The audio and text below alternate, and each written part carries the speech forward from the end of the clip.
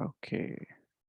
Hare Krishna Mataji and Prabhujis, Dandavat Pranam. So today we will see the 18.78. So what we'll do is we will just recite the verse and then we will go ahead with the translation and purport. We will also read the purport of Srila Baldev Vidyabhushan also. So I'll just check. Hmm.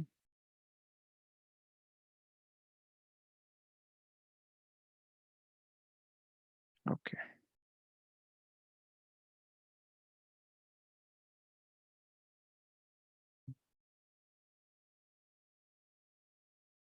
So is the screen visible to everyone? Yes, Prabhu. Okay. Yes, Prabhu. So please repeat twice after me. Yatra Yogeshwarah Krishno Yatra Yogeshwara Krishno. Yatra Yogeshwara Krishno. Yatra Partho Dhanurdharaha Yatra Partho Dhanurdhara. Yatra Partho Dhanurdhara. Tatra Shrir Vijayor Bhutir Tatra Yo Bhute. Yo Bhute. Dhruva Nitir Matir Mama Dhruva Nitir Matir Mama. Dhruva Nitir Matir Mama. Yatra Yogeshwarah Krishno Yatra Partho Dhanurdharaha Yatra Yogeshwara Krishno. Partho Dhanurdhara. Yatra Yogeshwara Krishno. Yatra Partho Dhanurdhara. Tatra Shrir Vijayo Bhutir Dhruva Nitir Matir Mama Tata Vijayo Bhutir. Dhruvo Nitir Matir Bhatir Manama. Tatra Sri Vijayo Bhutir. Dhruvo Nitir Matir Pamama. Yatra Yogeshwarah Krishno Yatra Partho Dhanurdharaha Tatra Shrir Vijayo Bhutir Dhruva Nitir Matir Mama Yatra Partho Dhanurdharaha. Tatra Sri Jaya Bhutir. Pama. Yatha Yogeshwara Krishna. Yatra Partho Dhanurdharaha. Tatra Sri Vijayo Bhutir. Dhruva Natir Matir. Okay. So wherever there is Krishna, please repeat after me. Wherever there is Krishna, Wherever there is Krishna,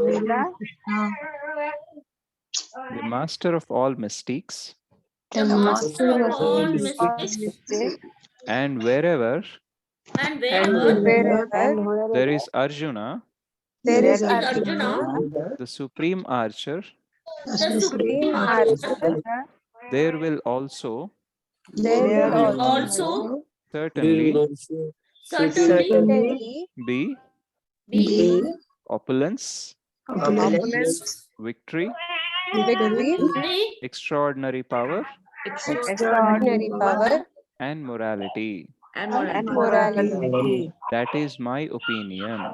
That is my opinion. Yeah. So I'll read the purport and one by one, we will, during the purport itself, we will try to learn certain things. Okay. So you can be on mute, Matajis and Prabhujis. I will read and you can hear. The Bhagavad Gita began with an inquiry of Dhritarashtra's. He was hopeful of the victory of his sons, assisted by great warriors like Bhishma, Drona, and Karna. He was hopeful that victory would be on his side. But after describing the scene on the battlefield, Sanjaya told the king, "You are thinking of victory, but my opinion is that where Krishna and Arjuna are present, there will be all good fortune." He directly confirmed that Dhritarashtra could not expect victory for his side. Victory was certain for the side of Arjuna because Krishna was there. Krishna's acceptance of the post of charioteer for Arjuna was an exhibition of another opulence. Krishna is full of all opulences, and renunciation is one of them. There are many instances of such renunciation, for Krishna is also the master of renunciation. The fight was actually between Duryodhana and Yudhishthira. Arjuna was fighting on behalf of his elder brother Yudhishthira. Because Krishna and Arjuna were on the side of Yudhishthira, Yudhishthira's victory was certain.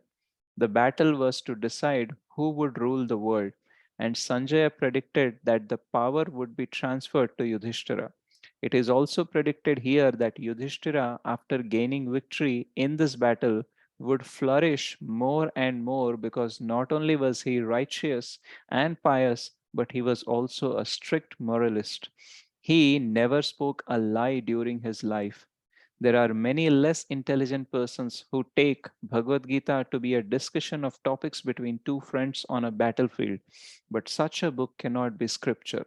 Some may protest that Krishna incited Arjuna to fight, which is immoral, but the reality of the situation is clearly stated. Bhagavad Gita is the supreme instruction in morality.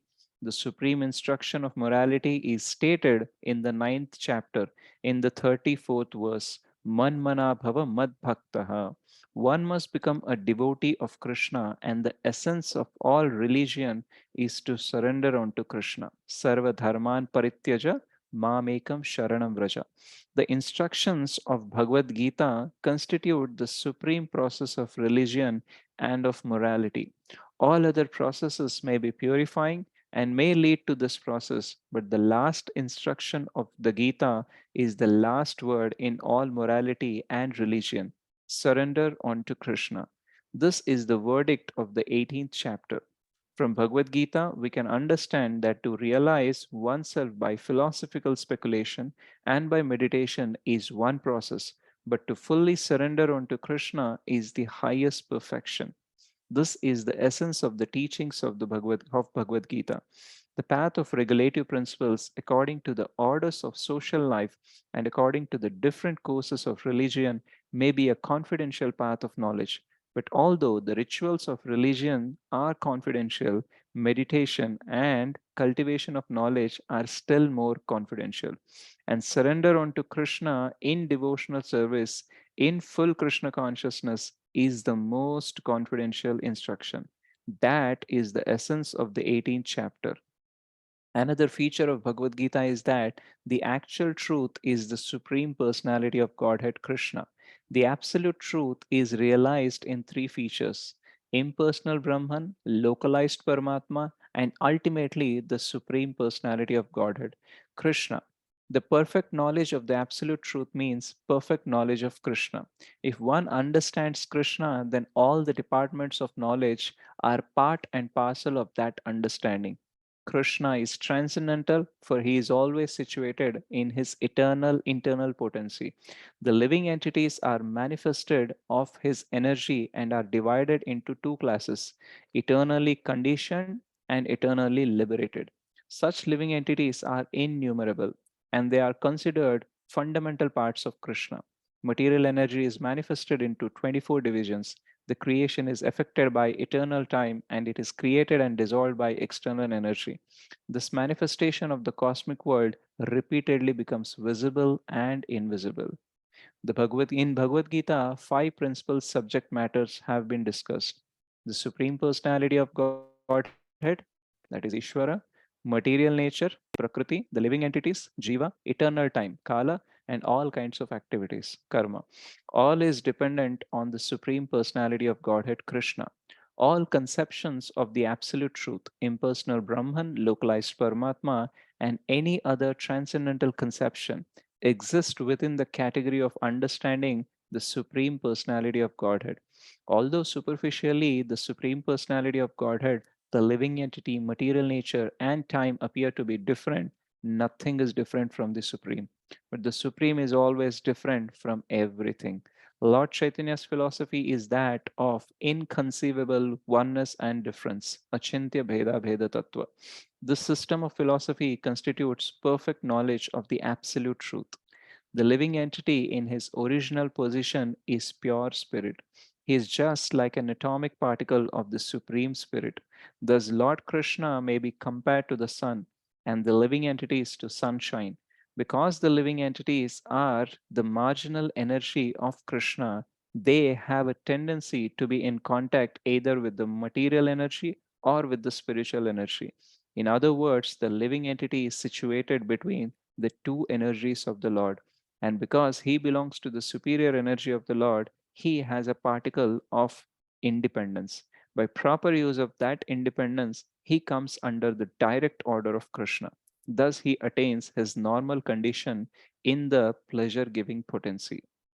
So, we will also read the purport of Sri Baldev Vidyabhushan. Then, we will have line by line discussions also.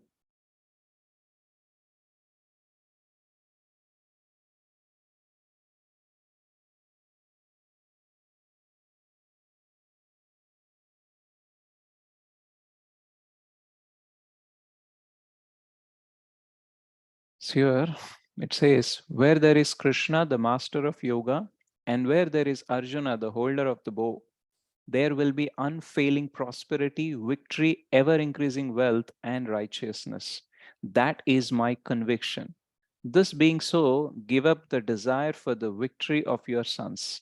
Where there is the master who is related to all beings, Yogeshwaraha, explained above, who brings into motion and maintains the forms of all other living entities just by his will, where there is Krishna, the son of Vasudeva, who takes the role of a helper even as the charioteer of Arjuna, and where there is Arjuna, the son of Pratha, your father's sister, who is the avatara of Nara, the pure devotee of Krishna, the holder of the bow Gandiva, which cannot be cut, Dhanurdharaha. At that place alone, where Krishna and Arjuna are situated, siding with Yudhishthira, there will also be secured the wealth of kings, Shri, victory, Vijaya, great superiority causing the defeat of the enemy, the constant increase of that royal wealth, Bhutihi, and the permanent dhruva sense of justice, nitihi. One should not worry that the scripture is favoring war. It is not so. The instructions are manmana bhava mad bhakta and sarva dharman parityaja. It is clear that the prescribed actions according to the four varnas and ashramas, including fighting, have been delineated for purification of the heart and for teaching the populace. There are many methods, but among them, surrender, prapatti, along with the attitude of being a servant, quickly pleases Vishnu. This is the conclusion of the 18th chapter. In the Gita, the supreme truth Krishna, filled with all spiritual qualities, who drank the breast milk of Yashoda, who became the charioteer of Arjuna, is glorified. Attaining the fulfillment of my desires, I immersed myself in the milk ocean of the Gita, but I have not been able to lift the jewel of very wonderful meanings out of the ocean. Though I have understood to some degree, in this way my master, the joyful son of Nanda, with great delight, shows his affection for me. With care, Vidya Bhushana has attended upon this commentary called Srimad Gita Bhushana. O devotees who are greedy for the sweetness of prema of Sri Govinda, filled with mercy, please purify this work. So here there are many points have been spoken. Mukam karoti vachalam pangum langayati girim yat kripatam hamande Shri Gurum Dinatarinam Paramananda Madham Shri Chaitanishwaram. So the purport has given us a very clear understanding of what all things we have learned and what all things we have to implement. And also some of the misconceptions which general populace has about spirituality and bhakti, those are also clarified. And in general, if we see, everyone want to become successful no matter which position he is or what kind of person he is. Nobody likes to get defeated. Everyone wants to win. So is there anyone in this class who don't want to win? No All of you problem. want to win or get defeated? Win. All right. So all of us want to win, because to win and to have that desire to win is very natural for the jiva. Okay, but what happens is it knows in when it is in spiritual consciousness, it knows that my victory is assured in the association of Krishna, in serving Krishna. But when we come into the material world, we actually forget.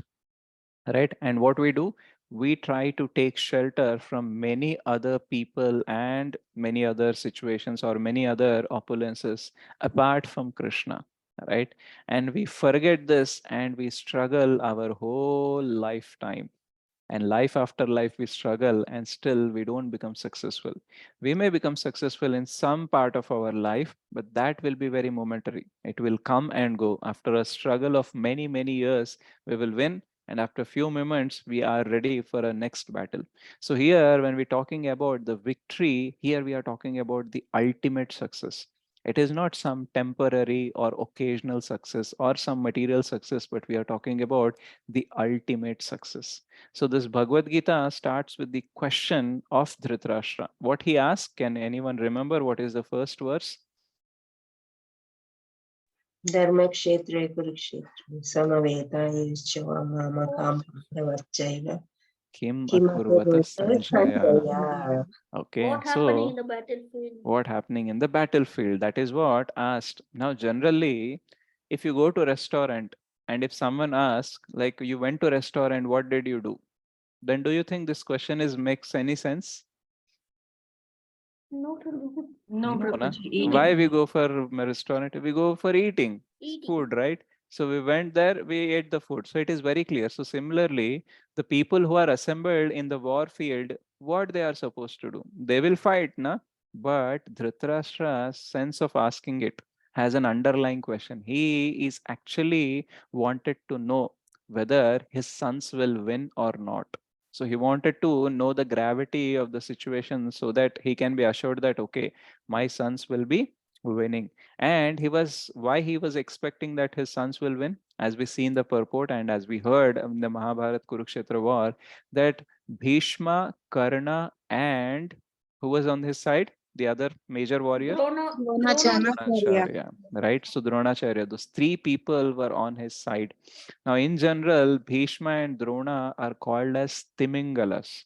That means, the biggest fish in an ocean, okay? The biggest aquatic you can say is Timi, okay? And I heard like, it will be miles long, okay, in width and length and all. So that particular Timi, if someone wears it in his neck, okay, Timing Gala. So that much powerful was like a metaphor to, show the power of Drona and Bhishma. So they were such a powerful. Even it is being said that if both, like, Pandavas had 7 Akshoni Sena and the Kauravas had 11 Akshoni Sena. So 11 plus 7, 18 Akshoni Senas, if they fight together against Bhishma or Drona, these both can actually defeat the whole army. So that much big warriors are there. And even Karna was also very powerful. So Dhritarashtra was thinking that, these three people, these great warriors are on the side of Duryodhana. So victory might be or must be assured. But still, he had a question and he asked. Now, this 18.78 is actually giving the answer that, okay, you might be thinking that your sons may win, but let me give my opinion or my conviction that yatra yogeshwara Krishna. So wherever there is Krishna, so we'll try to read this verse, and wherever there is Arjuna, okay, then the victory is guaranteed there only. So whichever side Arjuna and Krishna are there, okay, then what happens? Not only victory, okay, but all the fortune, all the opulences, all the potency and morality, all of them will be on their side only. Now here we may get a question like, how can the Sanjaya can make a prophecy that, only Pandavas will win? Can anyone guess why he was assured that only Pandavas will win, Kauravas will not win? On what basis he is talking like this? Prabhu, can I? Yeah. Prabhu, he have a confidence in Krishna. We know he's the supreme God. Mm-hmm. So wherever God is there, definitely he'll win. Okay. He is a devotee. Is a devotee. Fine. Any other guess? Like on what basis he is telling? It is an opulence. Yeah, Puja Mataji. Because he is Edakondal Venkataramana, no, Prabhuji, 7. So there are 7 Ashwini Senas. So no matter what, 7 will win. That's my logic. Okay, fine. Any other answer? Hare Krishna Prabhuji, shall I? Hare Krishna. Yes, Mataji. Prabhuji, I think Dharma should win. Mm-hmm. So in that part, this person is saying like that. Okay, fine. Things. Any other answer? No matter Yes. where Narayani Sena is there, everybody thinks Narayan Sena is big. But Mhm. when there is not Narayan, what Mhm. Narayan Sena will do? So Okay. that's why. Fine. So that is also a good reason. But there is something very clearly visible why he said that. Arjuna is Hmm? Hare Krishna. Arjuna Hare is a devotee of Krishna, completely involved in Krishna's Mhm. belief. Mm. And Sanjaya knows that all these 5 brothers are devotees of Krishna, Mm. as well as they are always in Dharma side. They don't do any adharma. Okay, but these things, do you think Dhritarashtra will understand?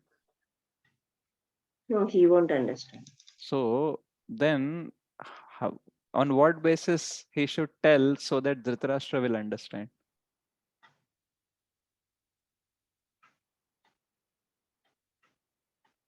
They are great warriors, Arjuna and Okay, but not greater than Bhishma, Drona, and Karna, no? Arjuna, yeah. okay, more than Karna, but not more than Bhishma and Drona. Prabhuji, because Arjuna had the weapons that he can use multiple times, but the other warriors have a weapon that they can use only one time.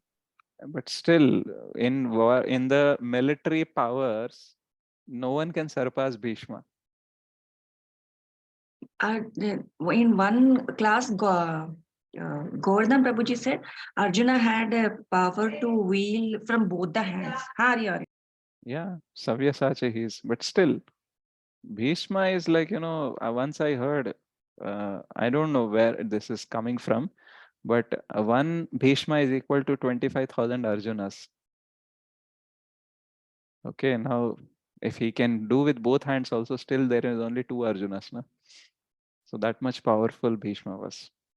I heard like that, but I am not sure like how far it is authentic and all. But he's very powerful.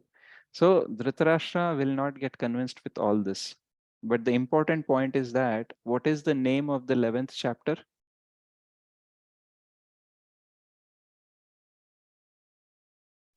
Bhagavad Gita. Vishwarupa Darshan, the universal form, right? So in that universal form, Krishna in general, whenever he has shown universal form, do you remember to whom all he has shown the universal form before Kurukshetra? To Dhritarashtra also he Not Duryodhan Prabhu. Dhritarashtra. Duryodhan Dhritarashtra cannot see, no? to Duryodhan Duryodhana, Prabhu. Duryodhan. Duryodhan and Yashoda Maya. Yashodamaya, Right. right? So these are main 3, okay? Arjuna, Duryodhana and Yashodamai. So when he has shown Yashodamai or Duryodhana, he has shown the Virata Rupa only in terms of space. Okay, so he has expanded very big in front of Duryodhana, and he has shown Yashodamai the universal form inside his mouth. Okay, so inside internally he has shown the expansion. For Duryodhana, he has shown external expansion. But for Arjuna, he has shown something different. Can anyone remember what was the Time, difference? time and Time and Space space. and time, both he has Time, shown. both. And in the 11th chapter, Sanjaya explains how all the Kauravas are entering into the mouth of the Kala. So they are practically dead. Even Krishna tells Arjuna that, Nimitta Matra Bhavasavyasachi. You just become an instrument because I already killed them. Right? So everything is already being narrated and being shown. That is why Dhritarashtra has to believe. So the devotional aspect, whichever you have told, these things Dhritarashtra may not believe. He still feels like, power wise, all other people are like Bhishma, Drona, and all, they are great. So they can defeat. So the devotional aspect may not strike him. But the clear cut instruction given to Arjuna through visuals right? In terms of Kala, he's eating everyone and everyone is dead. And he's also telling that, just you become an instrument, I have already killed them. So all of this makes sure that, they cannot win. They are already defeated and they are going to defeat it. It's just the near future, this thing gonna happen. So here Sanjaya is giving a prophecy based on what he has seen and what he has heard. Not only about his conviction, he is a devotee, he knows that Krishna is the supreme personality of Godhead. That is also there, but this was the main reason. And if we see that, Duryodhana in the first chapter, he actually talks about everyone. Okay, he talks about Yuyudha, Virata, Drupada, he talks about Arjuna, Bhima. Then, after talking about all the warriors on the side of Pandavas, he also talks about the warriors on his side, like Bhishma, Drona, Karna, and all. But he forgets one person to mention, right? Who is that person? Krishna. Krishna. Well, Right? So he forgets to mention Krishna. Why he forgets, or why he doesn't care to mention about Krishna? Because he said he will not use weapons. He will be a non-combatant.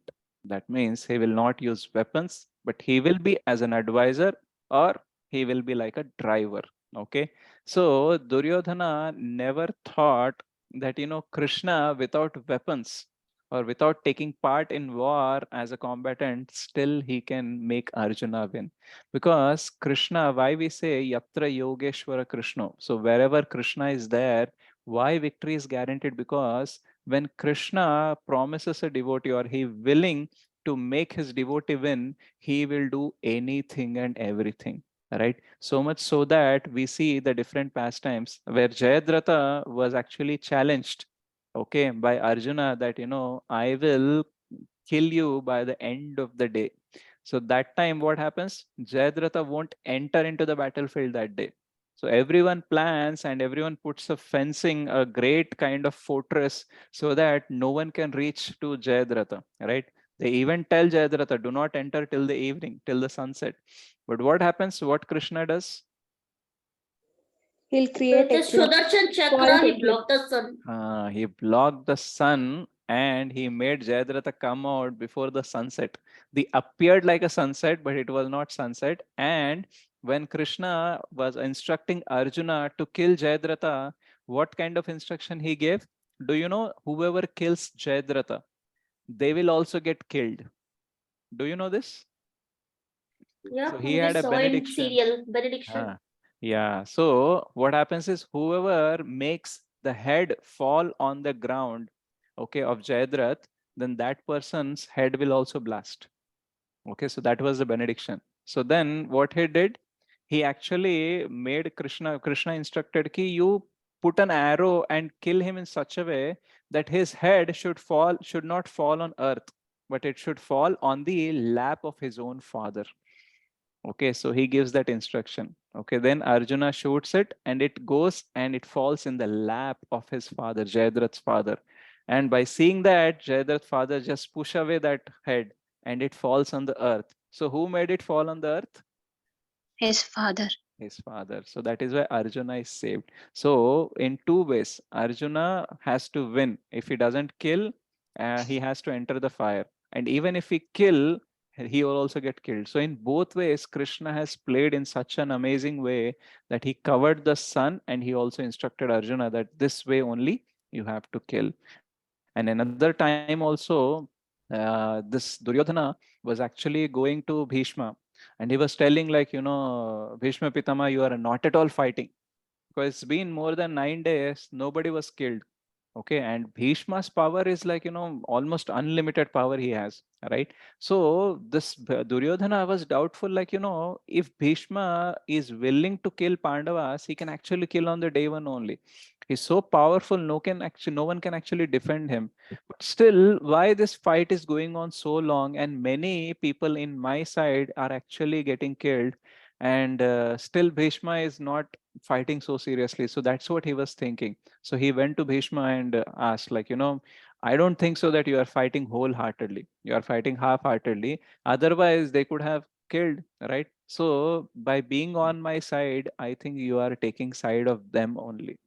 bro. So he tries, Duryodhana is a kind of a politician who wanted to get things done either by praising a person or by using some hurting words, okay, or some provoking words. So some or other way he want to get the things done.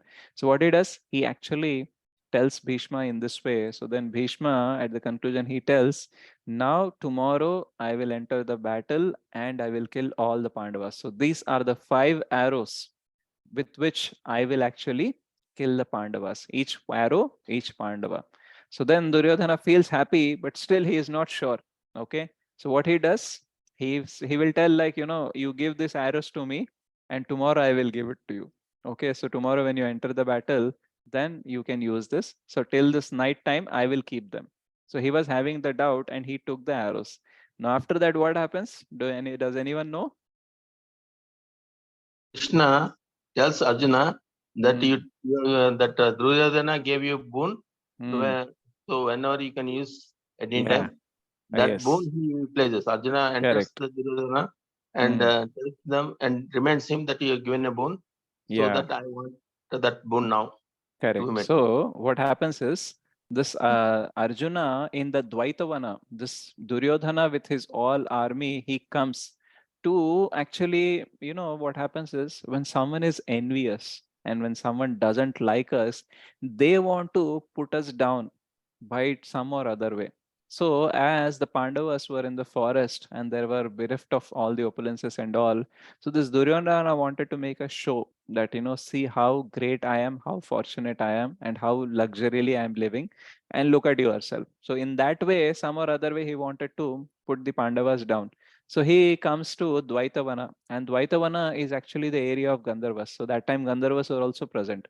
So by seeing the trespassing of this Kauravas, the Gandharvas fought against Kauravas, and they have arrested Duryodhana. And even Karna could not actually rescue him. So then Arjuna actually rescues everyone. So actually Arjuna tells the Yudhishthira Maharaj, like, why we have to save him. Then Yudhishthira Maharaj says, no, he's still our family and you have to save him. So on the instruction of Yudhishthira, Arjuna saves, and after getting saved by Arjuna, Duryodhana says, like, you have saved my life, so I will give you a boon. Please ask me whatever you want. You want kingdom or something, whatever you want, I will give you. Then Arjuna says, no, no, it is my duty to protect you. So I will not ask anything now, but anytime in future, if I want, then I will ask. That time you can give. So Duryodhana agrees to that. So Krishna reminds Arjuna about this thing on that battlefield. See, many times we might have so many opportunities and we might have postponed them to grab them. And we might have waited, let the right time come, then only I will use this opportunity or this particular whatever thing I have and all.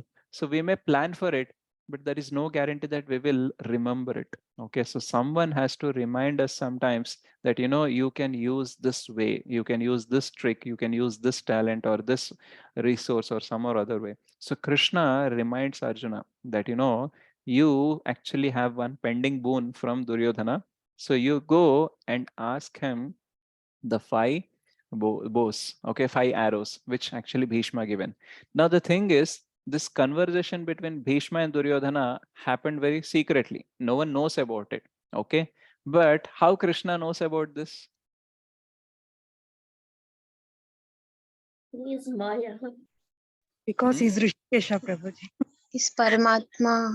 He Hmm. stays in everyone's heart, Bhagavad. Prabhu. So he Exactly. knows the So conversation. he knows he's Sarvagnya. So he knows everything. What happens in my heart, your heart, everyone's heart, he knows. So the super soul, the Paramatma stays. Sarvasya chaham Hridi sannivishto. And Ishvara sarva bhutanam hridadesha arjuna tishtati. So everywhere Krishna is present, we cannot hide anything from Krishna.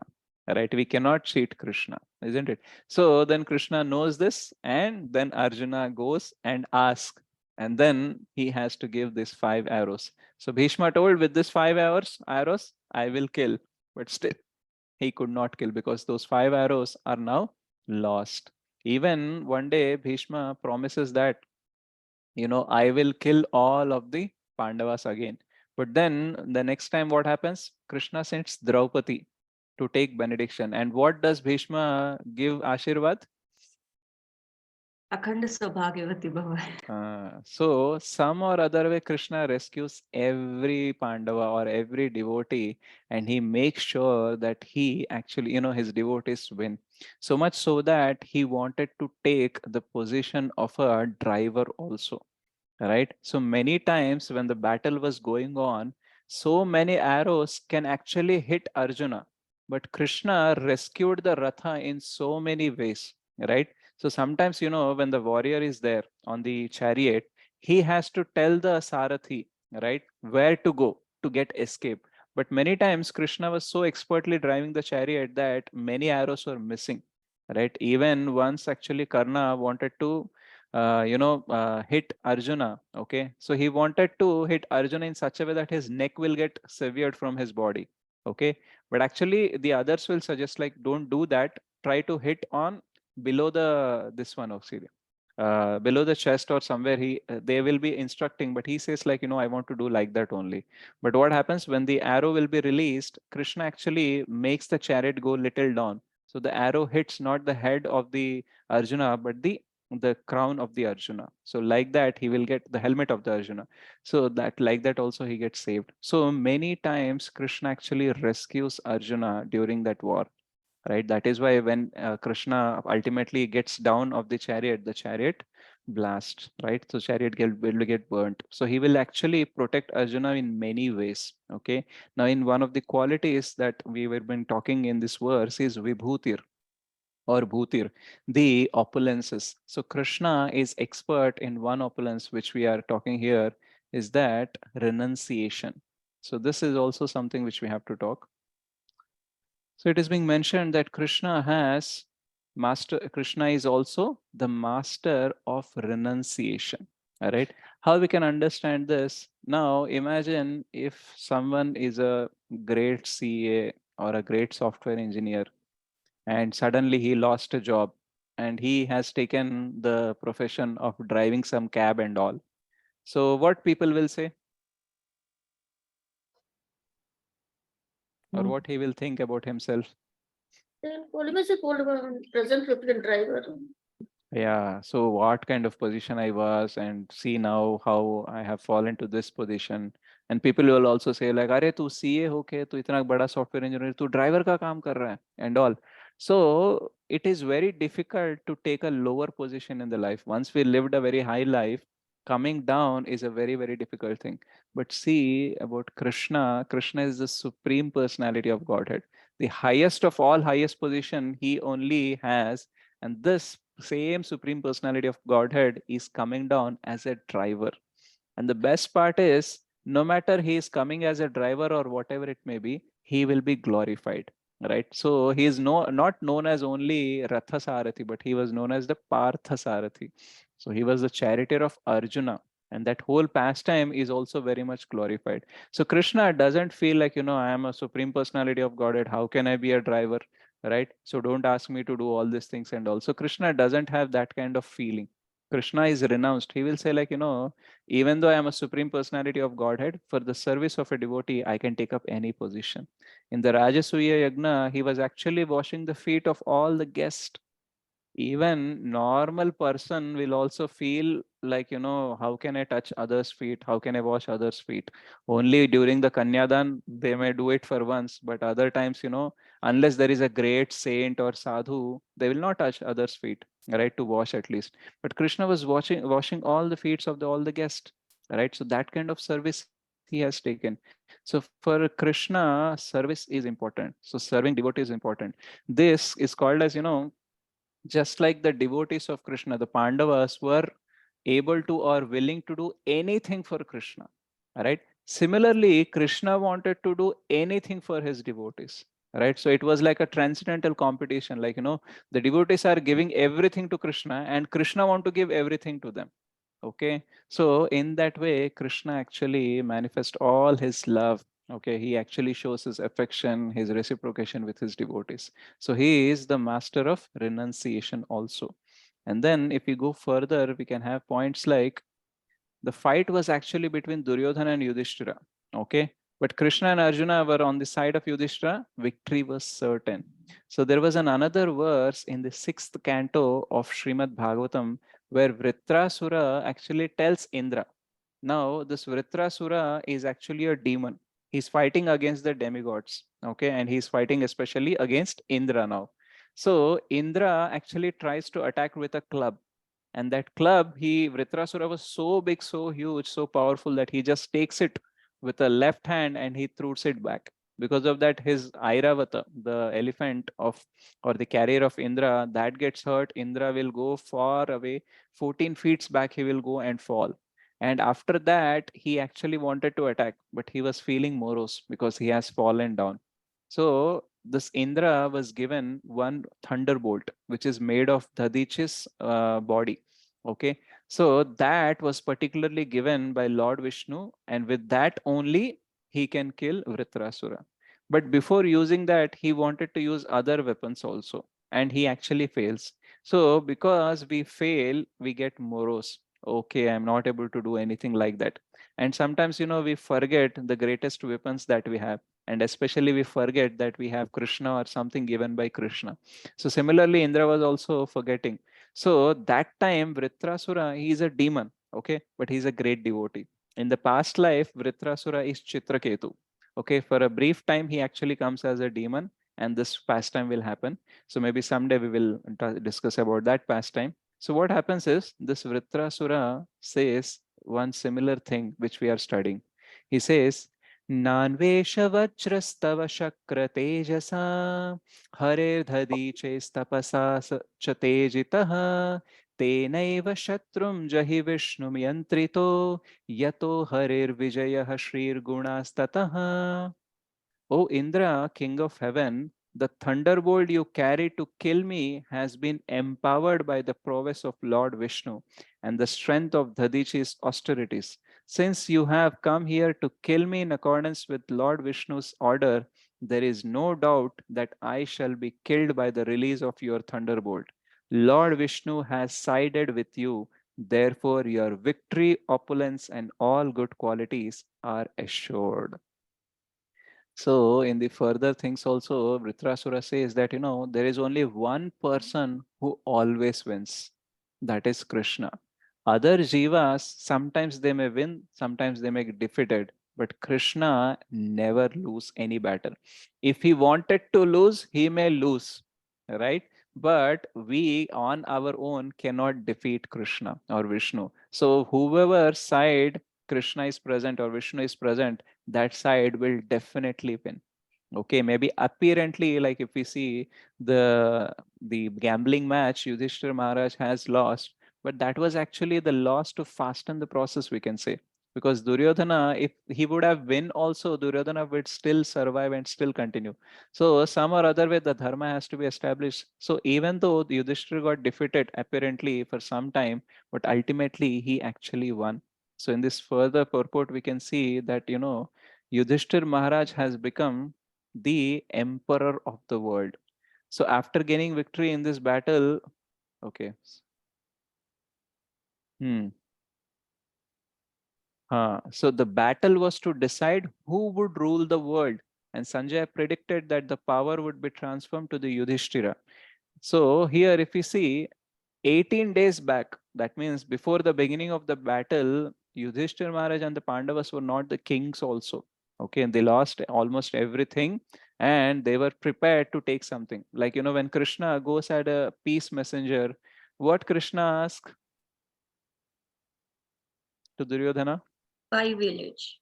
5 villages, 5 houses, right? But he says, I will not give even the place where, a pin, if I pinch a pin, whatever place that will be there, that much place also I will not give. So practically, Pandavas had nothing.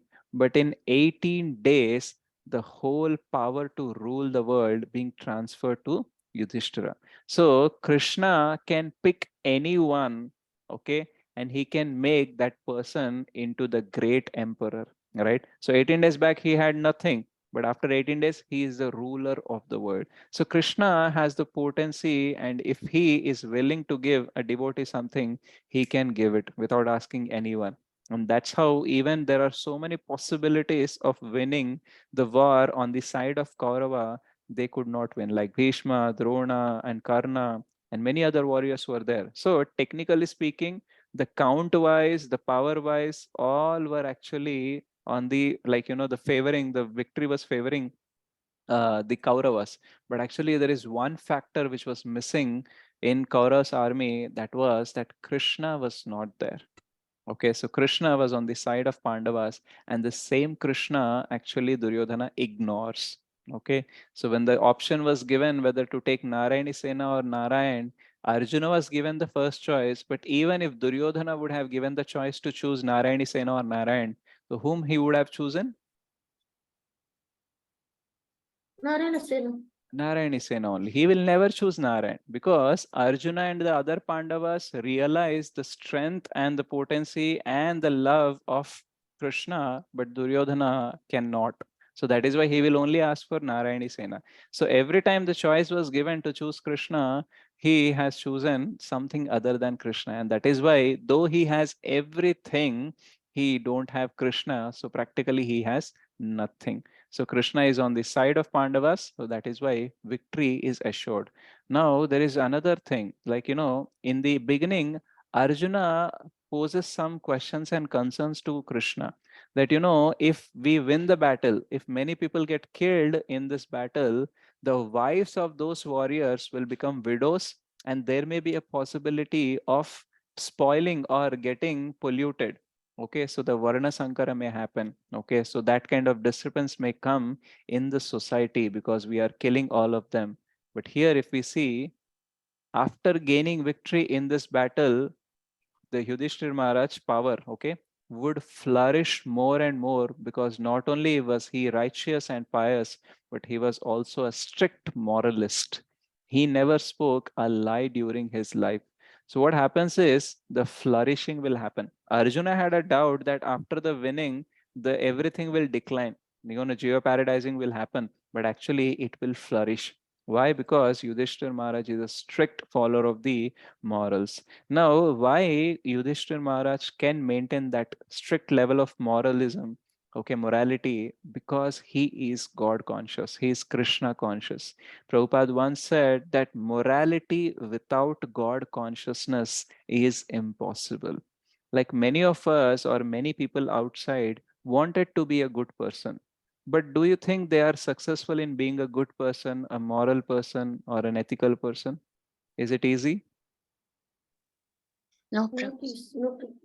No, right? So some or other way we feel like, ये दुनिया आजकल क्या बोलते हैं, अच्छे लोगों का जमाना नहीं रहा. Right? So if you are so good, so humble and all, people will trample on you. And if you always speak the truth, then you will get caught. You will never grow. To grow in life, you have to speak lies. You have to cheat some people. You have to be immoral. You have to be unethical. All this is part of business. ये सब चलता है. सब लोग कर रहे हैं तो तुम भी करो.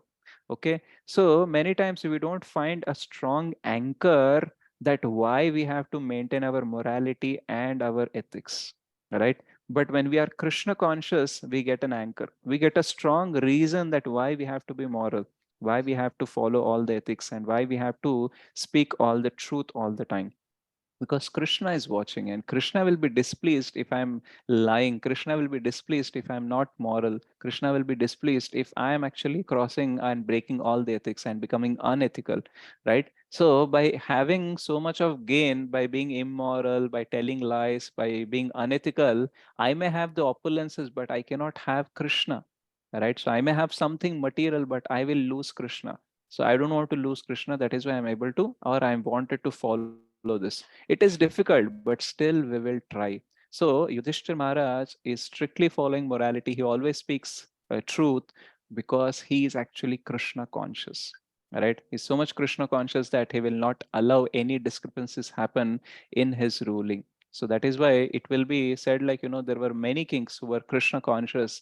During the reign of Bharat Maharaj, I heard that, even people, if they want to die, then only they will die. They'll not die unduly, or they will not die just like that. So that much powerful was the king. So if the dharma is properly followed, even the Devi Devatas and so many things will come under the favor, right? Many times we have today the problems of, the pestilence or this pandemics or this drought where, we don't have proper rains or proper crops and all, because many of us are not following the dharma, right? So you might have heard that sometimes the devotees have chanted and the rains have come. So have you heard these stories or any pastimes like this? Yes, Prabhuji. Yes, Prabhu, Lilamrut, Prabhupada Lilamrut we have. Yeah, Prabhupada also told in when he came Hyderabad. to Hyderabad, there yeah, was no rain. Then for 3 days or something, they chanted Hare Rama Hare Krishna correct. in the streets. Then the rain fell. Rain fell. So what happens is they have done the Sankirtana Yajna. So Yajnat Bhavati Parajanyat. So that verse is there, no, in the 3rd chapter, that the rains come. Okay, the rains will come due to rains, and the rains will come when we perform the yagnas, and yagnas will be performed based on our activities. So with the right activities are performed, the dharma is followed, then the demigods will be pleased and they will send the rains, and because of that we will have grains. So whole this process has to be stabilized. Okay, it has to be in harmony, and that whole harmony will come when we do the Sankirtana Yagna. So technically, Sankirtan Yagna can bring the rains because it is the Yagna or the Yuga Dharma, and this is the highest Dharma that every Jiva has to follow. So because of that, what happens? It will flourish. The kingdom or the place wherever the Sankirtan Yagna is happening, that will flourish. So similarly, Yudhishthir Maharaj or the Bharat Maharaj or great kings like Amrish Maharaj and all, they were so religious, they were so moral, they were so Krishna conscious that everything was very much nicely. Right. So the majority of the part was actually flourishing. So similarly here also that prediction is there that once the power comes in the hands of Yudhishthira, it will flourish. Okay. So Arjuna's concern was answered here. He was thinking it will decline, but actually it will flourish. So there are many less intelligent persons who take Bhagavad Gita to be a discussion topics between two friends on a battlefield. But such a book cannot be scriptures. Let us say you and me are friends and we are talking. And does any book has been published based on our talks? No, Or Prabhu. will it become a scripture where No. after 5,000 years or millions of years also still relevant? So actually, it is not a discussion between two friends. See, in the 2.7, the friendship is almost over. He has accepted Krishna. Arjuna has accepted Krishna as the spiritual master. Shishyasteham shadi mam tvam prapannam. So I am a surrender soul, surrender disciple. Please guide me. So technically, it is not a discussion between friends. Even in the purport of 2.7, we hear or we see that, the perplexities of life cannot be solved by having friendly discussions. Okay. We might have some pacification or some kind of relief, but we cannot solve the perplexities of life just by having friendly talks. Okay. We have to have a master, and that master has to be bona fide. Then only he can actually disentangle us. So confusions, perplexities means like we are entangled so much that someone else has to come and release us. Right. So that will not happen just by friendly talks. Okay. So Krishna is the supreme personality of Godhead. And this Bhagavad Gita is so powerful that it is being said that the Vedas will come with the breath of the Vishnu or the breath of the Supreme Lord. But this Bhagavad Gita is not coming by a breath, but the lips or the tongue of Krishna. So that is his Mukharavinda, from there it is being erupted or it is being manifested. So that is why it is very, very powerful. And it is not a normal discussion that we are hearing about. So less intelligent people may talk about it, but we are sumedhasaha. We are more intelligent people. That is why we know that it is a scripture. Some may protest that Krishna incited Arjuna to fight, which is immoral. Okay. So many people, in India also, they say like, Bhagavad Gita ko ghar mein rakhna nahi chahiye, usse jhagde hote hain. Have you heard this? Yeah, yes, Prabhu. Keeping Bhagavad Gita in house is like, Not we are good. provoking the fighting mentality. Okay. Right? Why? Because Krishna has told Arjuna to fight. But actually, Krishna has told Arjuna to fight for a purpose. And when Krishna has given whole Bhagavad Gita, at last Arjuna has accepted his instruction and he said, I will fight. Isn't it? Yes. Yes, Prabhuji. Karishyavachana. He didn't say, I will fight. He will say, I will do your will. Okay. So actually, Krishna has not incited or infused the fighting mentality. Okay, but he has actually given the clarity that why fight is important. And at that time, Arjuna said, Karishye Vachanam Tava. At that point of time, if Krishna would have said, Ki chalo fight nahi karenge, okay, you will not fight, you should not fight, Arjuna would have given up. Okay, if Krishna would have said, you have to fight, Arjuna will fight. So Krishna, whatever he says, Arjuna will follow. So practically speaking, this war, if you see, Krishna went as a peace messenger. Okay, if he has an intention to create a war and he wanted to do only war, why he will accept to go as a peace messenger? Does it make sense? No. Krishna wanted to get the war done. Okay, मेरे को लड़ाई झगड़ा ही चाहिए. Okay, if that is the intention, he would have never accepted to go as a peace messenger. So Krishna also wanted to avoid this war. Even the Pandavas wanted to avoid that war. So both also like had a very a coherent decision that we should avoid the war, but Duryodhana made it inevitable. And everything cannot be achieved by softly speaking, right? So if that is the thing, then Duryodhana would have accepted.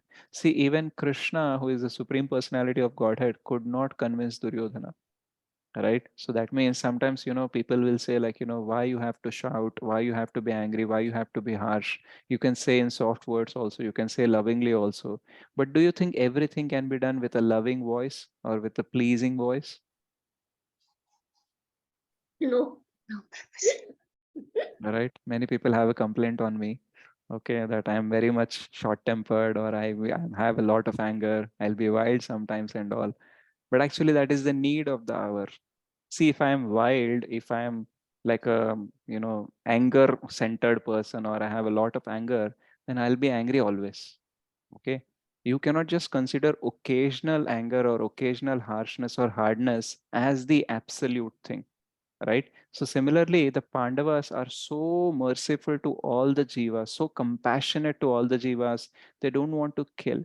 Even Arjuna is such a great devotee that he said like, it is better I will not fight, I will give up the war so that they can live. Let them rule, let them enjoy, but I will give up the war. I cannot kill my own people, right? So Arjuna has so much compassion that he wanted to give up the war. Okay, so that soft nature is there with the Arjun. But that was not right at the time. And that is why Krishna suggested that you have to fight. Otherwise, Krishna wanted to solve everything without fight only. But only when the demons like, or the Asuric mentality like Duryodhanas and all, they will make the war inevitable. They will make the Himsa inevitable. That is why he has to fight. So Krishna has never concluded or given Bhagavad Gita so that the war should happen. But the actually essence of the Bhagavad Gita is not that he should fight a war. The essence is that man mana bhava mad bhaktaha, and the essence is sarva dharman parityaja mamekam sharanam vraja. So all other processes may be purifying and may lead to this process. But the last instruction of Gita is the last word in all morality and religion. What is that? Surrender to Krishna. Okay, and this is the verdict of the 18th chapter. So, in general, we may think like, surrendering to Krishna will give us victory. But actually, surrendering to Krishna itself is victory. If you are surrendered to Krishna, that means the victory is actually there itself. It is not that we will surrender to Krishna now and we will be victorious sometime later. So that is not the thing. Actually, Krishna, whenever we surrender, we are already victorious, because for a jiva, okay, who is with the material body, who is with the material consciousness, surrendering to someone or fully surrendering to someone is an impossible thing. The greatest victory of every jiva can be actually when we surrender to Krishna. In general, we say like after getting defeated only we will surrender, right? But actually Arjuna is showing and all the devotees are showing that surrendering to Krishna is very much different from what the surrender we talk about, right? Which is after getting defeated we will be surrendering. No, it is not that. Here surrendering to Krishna means giving ourselves to Krishna, and that itself is the victory. After that, whatever victory happens, that is like still an external thing. But the greatest victory is that we have submitted to Krishna, we have surrendered to Krishna. So Mam Ekam Sharanam Vraja. When we follow this Sarva Dharman Parityaja Mamekam Sharanam Vraja, we are actually victorious. So this philosophical speculation and by meditation, many may try to surrender to Krishna, but the fully surrender to Krishna has to happen. And Bhagavad Gita teaches us like, our life has to be surrendered to Krishna in different ways. Like, um, see, one thing is you have to remember that we have to surrender to Krishna. Now, how we are going to surrender may be different. Like Arjuna was a warrior, so Krishna wanted Arjuna to surrender by fighting for him, right? Ma manusmara yuddha, ma manusmara cha yuddham. So that verse is there where Krishna says, while remembering me, you fight the war. Okay. Why he asked Arjuna to fight? Because Arjuna is a Kshatriya. Okay. If Arjuna is a Vaishya, then would he ask Arjuna to remember me and fight? Will he ask? No, Prabhuji. So what he'll say? He will say, Ma manusmaracha, do business, do goraksha, do agriculture. So he would have said if Arjuna is a Vaishya. Okay, if Arjuna is a Brahmana, he would have said like, remember me and study the Shastras and teach the Shastras. So actually, based on our Varnashrama Dharma, we have to do the activity, and through that activity, we have to surrender to Krishna, right? Swakarmena tam abhyarcha. We have to worship Krishna through our work, whatever work we are doing based on our guna karma vibhagashaha. Through that, we have to surrender to Krishna. And he asked Arjuna to fight because as per the guna karma vibhagashaha, he is actually a kshatriya, so he has to fight, and through that he is actually surrendering to Krishna. Otherwise he will not ask Arjuna to fight. Many people say like he infused Arjuna or incited Arjuna to fight, but actually Arjuna has to fight because he is a kshatriya. Okay, if a kshatriya doesn't fight, then who will fight? His body, his mentality, his responsibility, his dharma is to fight. Okay, apart from the ultimate dharma of pleasing the Lord, the way to please the Lord is fighting only. So that is no, work is worship is wrong thing. Okay, so work is worship. Many people say that is not the thing. Worship through your work. That is the right term. Okay, so Krishna says Swakarmana tam abhyarsha. He didn't say karma hi puja hai or work is worship. He said through your work, worship me. So many people made it as work is worship, and that is where the mistake is happening. That many people think like I'm working hard, I'm being honest, so why I should surrender to Lord? Okay, so they think working itself is worshipping, right? Or many people say like Manav Seva hi Madhav Seva hai. No, no. Manav Seva can also be Madhav Seva. Work can also be a form of worship, but work itself is not worship, and Manav Seva is not itself is Madhav Seva. Okay, so there are subtle differences which we have to understand. So later in the purport, we see that Paramatma has three features: impersonal Brahman, localized Paramatma, and all. And all this principle discuss, all these subject matters are actually discussed in the Bhagavad Gita, like the karma, kala, prakriti, jiva, and ishvara. So we call it in a short term like J3, K2. Okay, jiva, jagat, jagadish, kala, and karma. So these five topics being discussed, and the essence of all these five topics, if you see, like it is the same. Okay, man mana bhava mad bhaktaha and sarvadharman parityaja mamekam sharanam vraja. So like that, so many things are being discussed, and ultimately what we have to do, we have to surrender to the Lord. So if we have any misconceptions, like, this verse actually removes some kind of misconceptions about bhakti also. Many people think that if we are devotees, then we'll be bereft of opulences, right?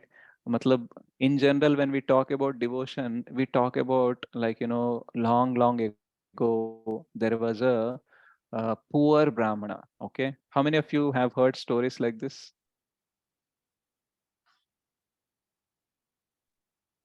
Satyanarayana Katha is also start with Poor Brahman. Yeah. Okay. So many times devotion means renouncing everything. That is the simple thing many people have understood. But actually, devotion has a part of renunciation, but devotion is not centered on renunciation. If that is the case, then we would have never heard about the pastimes of Yudhishthir Maharaj, Bharat Maharaj, Indradyumna Maharaj, or Ambrish Maharaj, or Janak Maharaj. So many great devotees, Prahlad Maharaj, Dhruv Maharaj, they were so opulent, right? So Yudhishthir Maharaj is the Chakravarti Samrat. If devotion means renouncing everything, okay, all the potencies, all the opulences, renouncing that is devotion, then how come we can understand Yudhishthira Maharaj? So actually, devotion has everyone. It has Sudhama Vipra, who was very poor Brahmana, and we also have the example of Yudhishthira Maharaj, who is very rich, very opulent. Okay, the thing is that devotees will get all the six opulences of the Lord. Okay, what are the six opulences of the Lord? Shadaishwaryas. Can anyone tell? Or one by Beauty, one? Okay, Strength, beauty, strength. strength, Hmm. wealth, Beauty, strength, wealth, wealth, fame, fame, renunciation, renunciation, renunciation, what we are giving now, knowledge. knowledge. knowledge, right? So all these six opulences will come to a devotee. But devotee may choose to have all this or one thing or one or two things. Like, Lord may offer so many opulences, but the devotee may say like, इतना पैसा इतना धन संपत्ति मेरे को नहीं चाहिए. I want to give away everything. I want you only. So devotee may choose what he want to have and all, but a devotee will get all the six opulences. Right? So the poor Brahmana is not poor because he cannot make money or he cannot earn money or he's not hardworking like that, but he chooses to be poor because that will let him focus on the Supreme Lord more, in a more profound way. So that is why he chooses. Otherwise, Brahmanas, if you see in the ancient culture, if you see, Brahmanas would be given so much of charity also, but they don't keep all that charity. They actually give away that also. Okay, so they'll keep whatever is required, whatever minimum is required, and they'll give away that also. So if a Brahmana want to become a rich, it is possible. Like in today's culture, we see in today's society, some of the Brahmanas who are not so pramanik or so authentic or bona fide, they want to just earn money based on the name of God and name of the rituals and all, right? So we are having, there are some good Brahmanas also who will say like, whatever you wish, you can give it. This is the work of the God. So I will do it voluntarily, but if you want to give something, then I will accept it. So that kind of great Brahmanas are also there, isn't it? So what happens is spirituality or bhakti doesn't mean that we renounce everything, but actually we renounce the idea that I want to enjoy the opulences by keeping Krishna aside. So that is to be renounced. We need not renounce material things, but the mentality of enjoying the material things, that has to be renounced.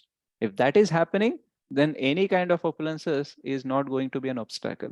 But if that mentality is not there, even the little opulences also will become obstacles in bhakti. So that is why in the verse, if we see what Krishna, or sorry, what the side where Krishna is there, what they will get? They'll get Shrir. Okay, yatra Yogeshwarah Krishna, yatra Partho Dhanudharaha, tatra Shrir. Okay, so Shri means opulences.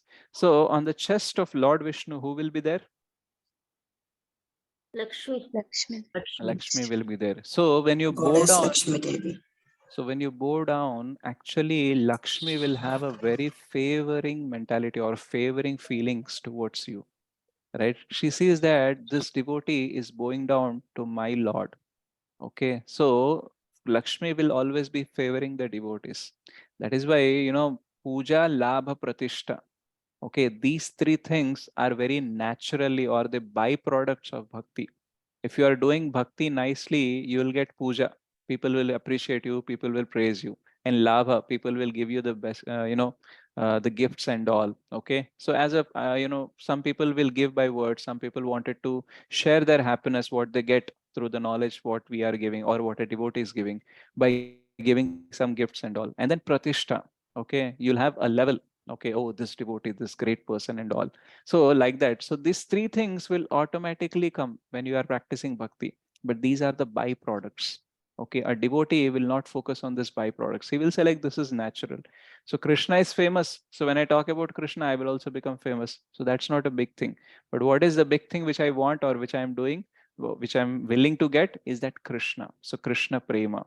Okay, so when we have Krishna Prema, all the other things, whether they are there or not, it's okay. It doesn't matter. So a devotee chooses the greatest opulence, that is the Krishna Prema.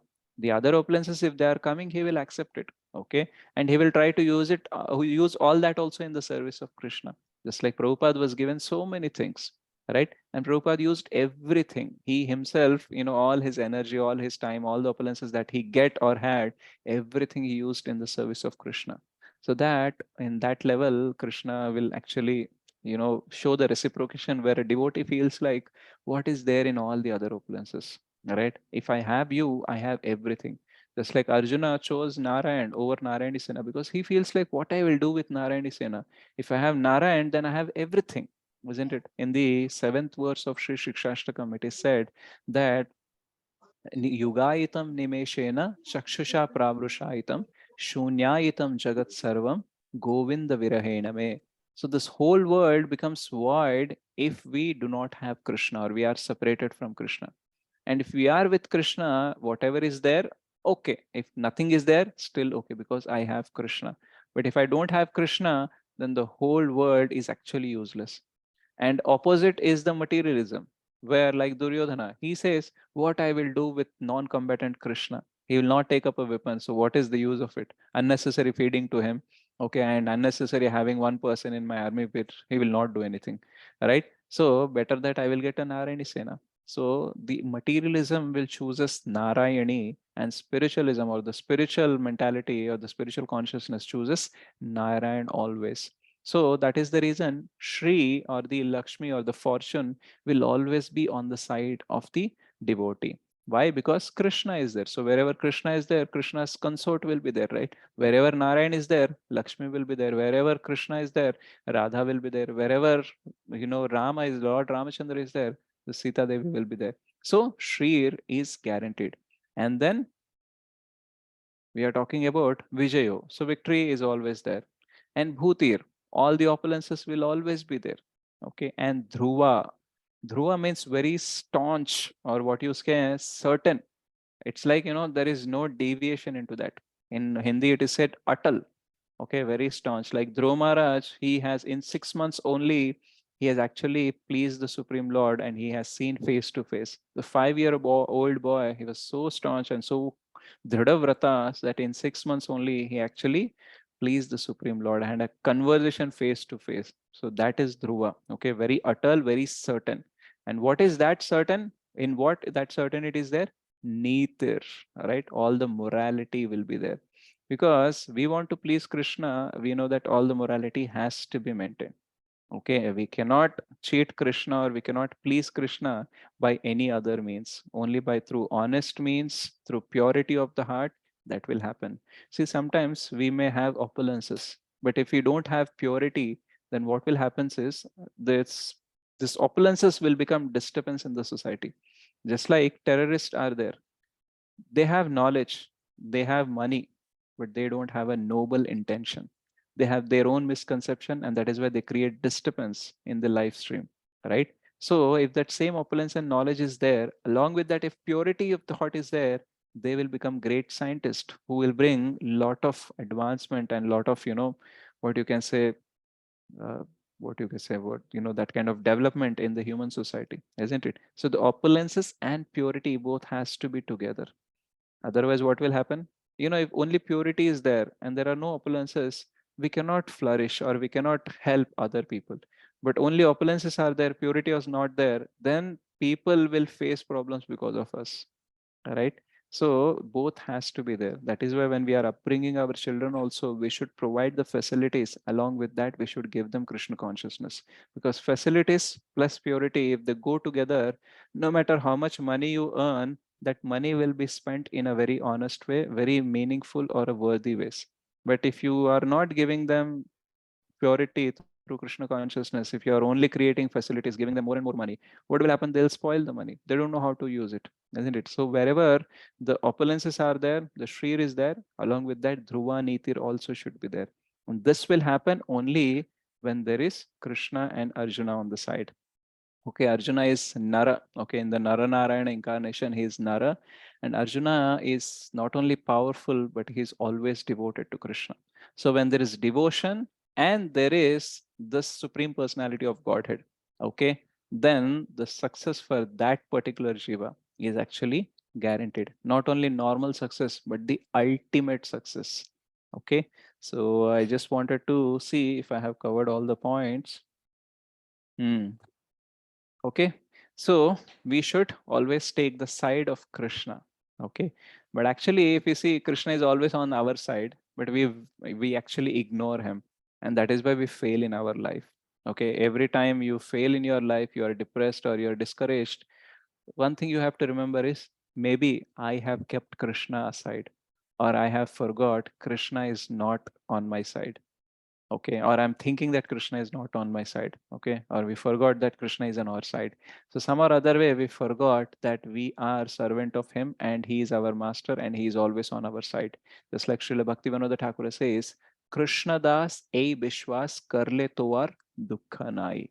So if you have conviction that you are a devotee and you have to serve Krishna at every moment, then you will not be depressed or discouraged. You will always be happy, right? Because you will have the association of Krishna. And if we see the Kevalashtakam also, in the second verse, it is said that A Brahma Stamba Paryanta Sarva Maya Mayam Jagat Satyam Satyam Puna Satyam Harer Namaiva Kevalam. Okay, so throughout from the Lord Brahma to all the insignificant blade of grass, everywhere in this material world, Maya is there. Okay, and the only reality is that the holy name or Krishna, right? And in the Bhagavad Gita, Krishna says, Mat chitta sarva durgani, mat prasadat tarishyasi. The whole Maya, the Durga is there. With my mercy, you can overcome. Right? So that is why victory is assured. Because in this whole world, it is energy of Krishna. And who can control his energy? He only can control. Right? So when that controller, the supreme controller is on the side, then everything he can manipulate, everything he can get us in our favor, and our victory is assured. Right? So he is Ishwaraha Paramaha Krishna. There are some controllers, but he's the controller of all the controllers. So if that supreme controller is on our side, then victory is assured, and this feeling has to be there with us always. Right? Sometimes Krishna tests us by failing us, and he wanted to see that, how much we have conviction. Many times what happens is we will gauge our growth or we will gauge the reciprocation of Krishna only in positive terms. If something positive is happening in my life, then I will say, okay, Krishna's mercy is there, Krishna is there with me. Oh, if Krishna is there, victory is assured and all. When things go wrong, we will start doubting or we'll start forgetting or we'll start going away from Krishna, right? So that is the time when we fail, we have to show the conviction, right? See, in general way, if the father is loving you, that time anyone can reciprocate the love. But if the father is beating you up for your mistakes or he's trying to protect you, preserve you through some harsh instructions, that time if you can reciprocate love with him, then that is real love. Right? So when you are getting positive, giving back positive is very easy. Anyone can do it, right? But even the negative is coming, but still you are trying to give positive, then that is glory. Right? So Krishna has tested Pandavas so much, right? To teach us, actually, they are need not go through that karma and all, but to teach us, they have gone through so much of struggle. But the love towards Krishna has always been increasing. When they had kingdom, they loved Krishna. When they lost kingdom, they loved Krishna. When they got back the kingdom, they're still loving Krishna. So throughout the process, their love for Krishna was increasing only. So that is devotion. It is not that, Krishna is giving me what I want, then I love Krishna. If he's not giving, oh, he doesn't care about me. He doesn't listen to me. Okay. I doubt whether he exists or not. Okay. Oh, I have lost my loved ones. If Krishna is there, he would have not made it happen, right? So it means Krishna is not there. So these are like, very neophyte kind of convictions, okay, where we are just gauging Krishna's reciprocation based on positive things. Okay, so we have to remember that wherever Krishna is there, all this Vijaya, Shrir, Nitir, Mama, sorry, Nitir, Dhruva Nitir, that will happen. Okay, just like Sanjaya got the conviction. Okay, similarly, we should have that conviction or that opinion that, wherever Krishna is there, everything good will definitely happen. The ultimate success, ultimate victory will happen. Okay, sooner or later it will come. It may not be visible to me, but it will come to me. Why? Because I have Ajit with me, right? Krishna's name, one of the names is Ajit. Ajit means no one can conquer him. So if you have someone who cannot be conquered by anyone, that means ultimately you are conquered, right? And this Ajita will get conquered by devotees' love, right? That's what we see. The devotees actually play with Krishna, they actually be with Krishna, and Krishna actually loses sometimes. Like we see in the Vrajalila, Krishna loses some of the games and all. Okay, the one who never loses or never get defeated will get defeated with the love of Krishna, love of his devotees. So that Ajita will become Jita with the love, right? So that kind of person, if he is always there on our side, then why we have to be worried about the things? Things may take time to get better, but we have to be assured that sooner or later things will become better because we have the best person in on our side, right? So this 18.78 is a very empowering and encouraging conclusion that Bhagavad Gita gives us. And it teaches us, like, no matter who we are, where we are in our life, still, if we have Krishna, then everything is almost sorted. If you feel like some things are unsorted, they will get sorted very soon. But you just continue to love Krishna and serve Krishna. And how we can do that? By serving our Guru, by serving the other devotees, by improving our sadhana, by improving our swadhyaya and all. So in other ways, in all the different ways also, based on your guna and karma, you can start serving devotees and going to yatras and taking care of your sadhana, taking care of your people, and continue even the things are going wrong, things are very becoming very difficult. Still, you continue, and like that, we can actually implement this 18.78, and we can realize that whatever it is saying is absolutely true. Okay, so Srimad Bhagavad Gita ki jai, Shri Krishna ki jai, Srila Prabhupada ki jai, Gaur Bhakt Vrind ki jai. Nitai गौर प्रेमानंदे हरि हरि बोल। Hari Hari.